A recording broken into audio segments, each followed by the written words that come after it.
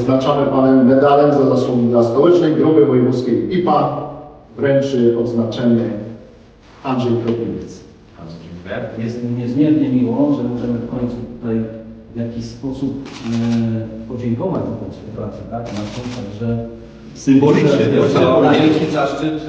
Polska policja robi najlepszą robotę, która jest niewidoczna i często źle doceniana. My jesteście reprezentantami najlepszych tak naprawdę służb, które nas wszystkich chronią. I to oznaczenie, czy to wyróżnienie jest dla mnie czymś absolutnie Ale Region Centralne Biuro Śledcze IPA oznacza Panem medalem zasłużony dla IPA Centralne Biuro Śledcze. Gratulujemy. Bardzo dziękuję. Oznaczenie wręcza przewodniczący Andrzej Kuczyński. Dziękuję. Przy mojej pomocy.